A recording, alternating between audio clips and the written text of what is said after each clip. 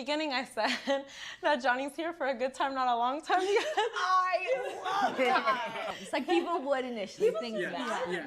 But then he started actually like getting deep into it. Johnny, we love this. Could I love Amy and Johnny more? No. I really love them. I think they're the cutest thing ever. I think they're flying under the radar. And I think because they're drama free, we've noticed this. I've noticed this, especially with Brett and Tiffany, and even with, what's her name? Alexa and Brennan. During their seasons, we barely saw them, and they are some of the couples that are still happily married. And I think this is why we don't get to see Amy and Johnny as much. But oh my God, I loved their Meet the Families. I loved it. I loved his sisters. I loved their reaction towards their new sister-in-law to be. And then the train wreck, that was the other Meet the Families. Oh my God, I digress. Hey there, thanks for stopping by. It's Valerie. Welcome to my channel. If you're new here, don't forget to subscribe, click the like button, turn on the notification bell for when I upload new videos, and definitely leave a comment. In this episode, I'll be reviewing Love is Blind, Season 6, Episode 9. It's interesting to see the difference in chemistry, connection, and behavior in a relationship, because you go from happy-go-lucky Amy and Johnny, they're running around the house, they're teasing each other, and then you end up with the toxic couple, Jimmy and Chelsea. Oh my God, they remind me of Nick and Danielle from season 2, because it's a seesaw with them. You're on this roller coaster ride all the time, because I think the producers must have asked them to sit down and have a conversation. So they're discussing the fallout that they had the day before, where, you know, you had Chelsea complaining that Nick hadn't told her he loved her enough, he hadn't kissed her enough, and then he was, you know, she decided to bring in the sex question, and, you know, that I had sex with you after watching a show I didn't want to watch, and then he said, well, you initiated sex, and then they all fell out, it all fell apart.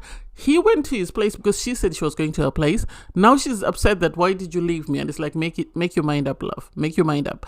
Did you want to leave or did you not? Were you doing that for attention, or were you doing it because you were upset?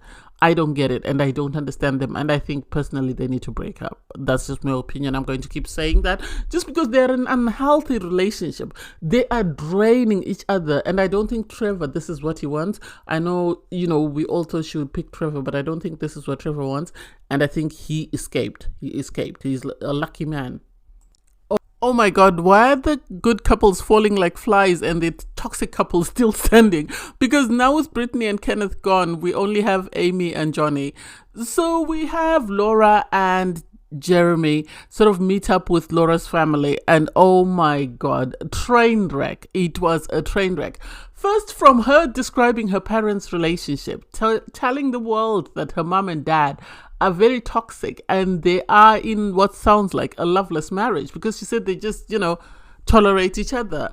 And so for her to put that out into the world, I don't know why. I really don't know why. She mentioned that they were married for 40 years, and it seems like because they've been married for so long, they've just decided to continue until, you know, the end of the road, until one of them passes on, and that's it.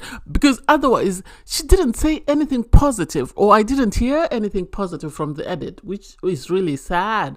And then her parents arrive. She then goes into detail to tell her parents that, you know, she was in a love triangle, and her, you know, fiance was dating somebody else, Sarah Ann, and she sent him a message and he liked the message, and so, and it's like, this is toxic. And for him to have to defend himself and say, when I received the message, I came and showed it to you hoping I'd get trust.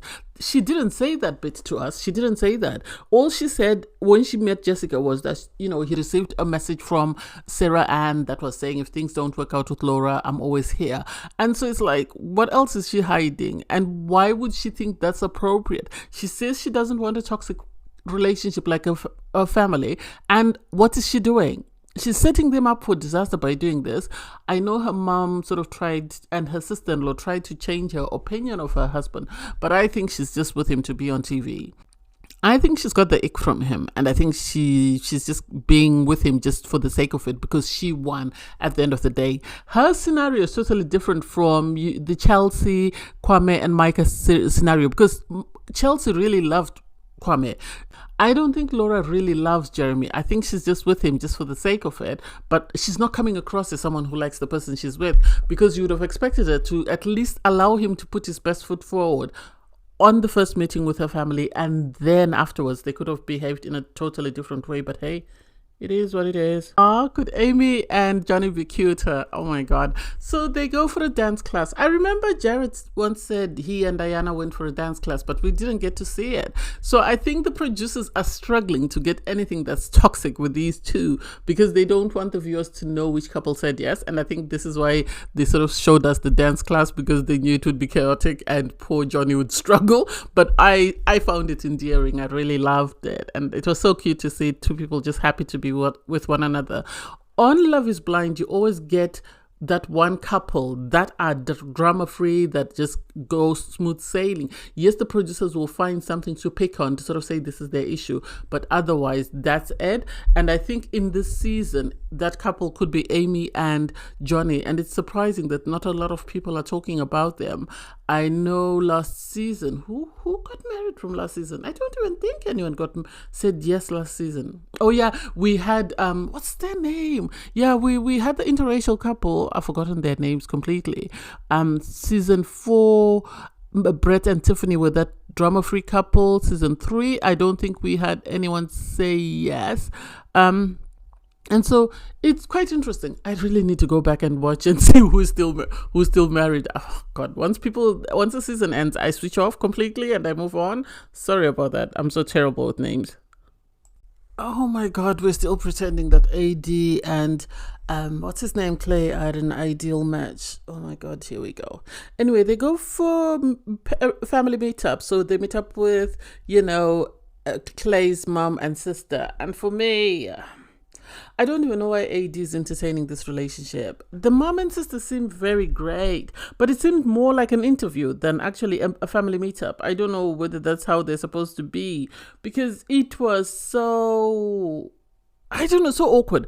Anyway, so you have them have this conversation where they discuss, what do you do for a living? AD apparently is an event manager at a club, and also she's running, she's a real estate agent, and she's sort of trying to sort of create a portfolio for herself so that she can run her own properties. I think she wants to flip properties, she said. I didn't quite get what Clay does for a living. I've never really been interested, because I think he's just there to promote it. Anyway, they get into this space where they talk about her job is mainly nightlife. His job, at times he's busy with work, and then after work he goes out, he doesn't come back home. And to get to that, the sister sort of asked them, what did you do today? And it's like, oh my God, why? And so for AD to try and explain that she would prefer or would like for Clay to come home once he's finished work so that they can spend time together.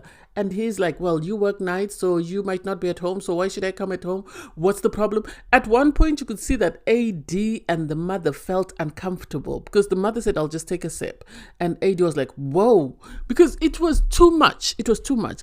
And for me, I don't understand why AD continues to entertain this man. I think when they were on the couples retreat, when they went to Colombia, I think they went, she should have watched how the other couples were relating, their communication styles, how they sort of catered to one another. And she would have learned a thing or two if she hasn't seen that before. Because given the fact that you had Brittany and Kenneth, who were younger than them, and you had Amy and Johnny, who are younger than them, and yet they have better communication styles, they are more affectionate and more empathetic with their partners. For your partner to be confrontational in front of his mother, and his mother to be so uncomfortable that she says, I need to take a drink, you could tell they all didn't know where to look, because he ended up realizing that, oh my God, I'm out of pocket. And then he tried to sort of reverse himself and reword himself. And it's just like, no, it shouldn't be like that. If he's like that with his mother around, imagine what he's like when she's not there. I don't get it, and I don't get why AD continues to try and push this boat up the river and say this is a relationship. This is not it. This is you training this man to be the best version of himself for his ideal partner who he's yet to meet.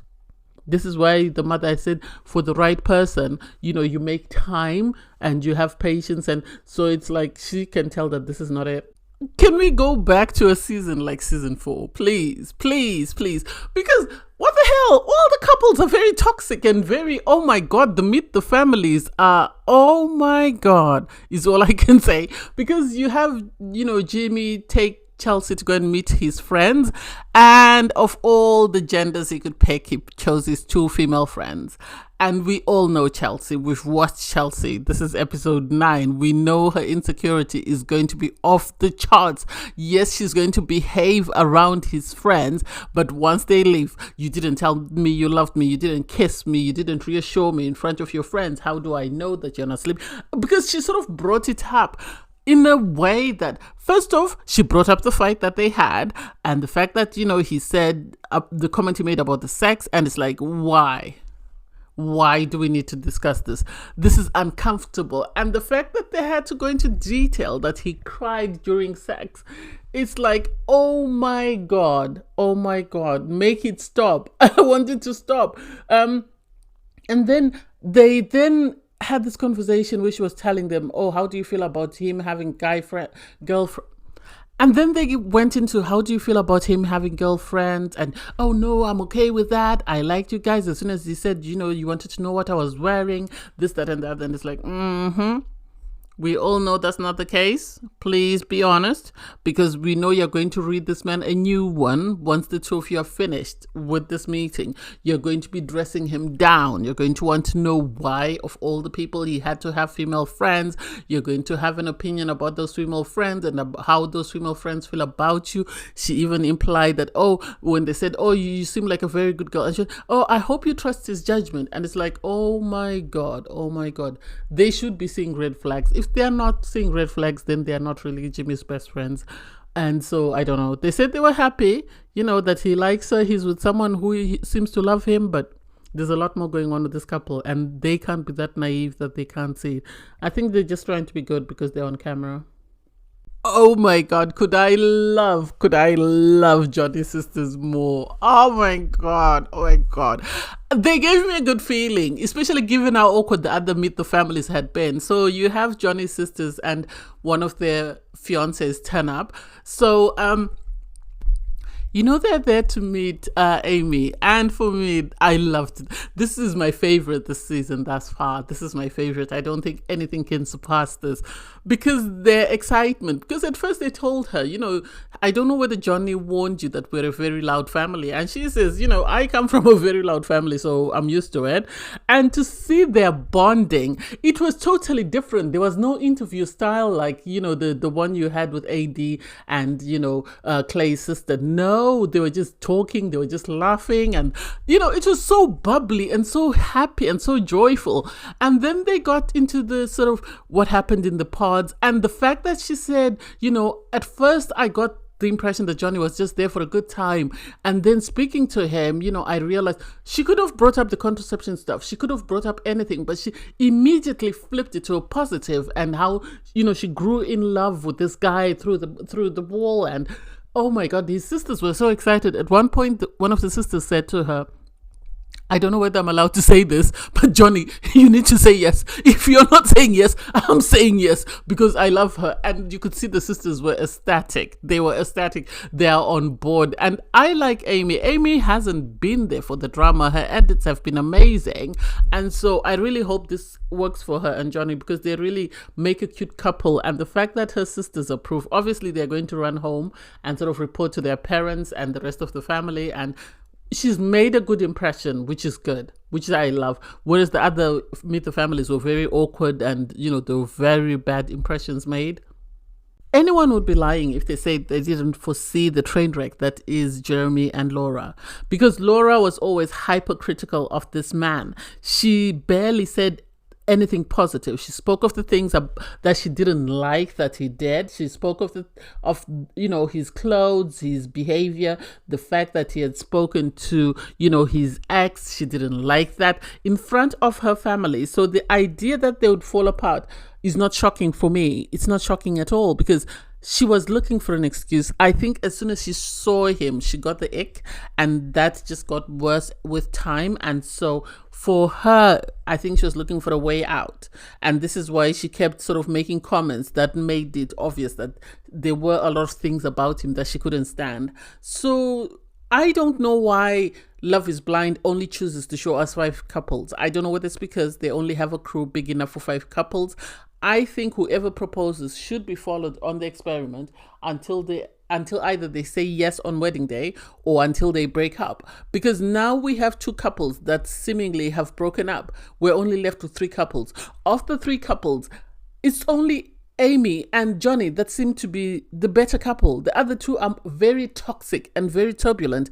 It's a wonder they're even wanting to show them, because I think with Love is Blind, it's different from Married at First Sight. They have a higher success rate, and I wish they could lean more into that and sort of promote healthy relationships and avoid causing unnecessary drama between the couples, because with Amy and Johnny, all we hear is about contraception. And so I wish they could do something different. Anyway, you have Jeremy sit down with Laura because apparently he went out and then he didn't come back home until 5 o'clock in the morning, and she felt some type of way about it. His argument is like, I sent you my location so that you could know exactly where I am. And it's like, yeah, I can know your location, but that doesn't mean that I know exactly what you're doing, because I don't have a video. So am I every single time going to have to need to check your location to know your whereabouts? That doesn't make sense to me. And so for her to continue talking to him until eventually he's wound himself in so many knots he can't untangle himself. Turns out he was with Sarah Ann, and it's like, what did you expect, Sherlock Holmes? He was going to be with Sarah Ann. He hasn't got over Sarah Ann. And I think this is the problem with Love is Blind, in the sense that you have so many connections, and even though people break up, some people are still attached and need to see each other and actually realize that, no, this is not my person. Do I think Laura was the person for Jeremy? No. The moment she started criticizing him, she wasn't it. Even Sarah Ann, I don't think she's it, because Sarah Ann has a lot of red flags. She's beautiful to look at, but I think that's just it. I think she has a lot of red flags that she needs to go to therapy for before she can say yes to anyone. I can't wait for next Wednesday for the next episodes. I can't wait. I have a feeling Amy and Johnny are the only couple that are going to say yes. AD and Clay is going to be a toxic mess until the end. Even if they say yes, it's going to be a roller coaster. It's going to be toxic. They might say yes just because of the fame that comes with it and eventually say no. And then you have Chelsea and Jimmy. That's another roller coaster. That's another roller coaster that might say yes just for the celebrity that comes with it. Otherwise, I think both couples should say no. And they should have stopped filming. And this is why I wish they had filmed more couples than just 5, because that way they would have a bigger variety of couples to sort of focus on and give us more. Netflix has given them more episodes. We deserve better than this. We really do. But anyway, I digress. Thanks guys for watching. Please don't forget to like, share, comment and subscribe, and click the link in my video to watch my review from episode 8. Bye guys.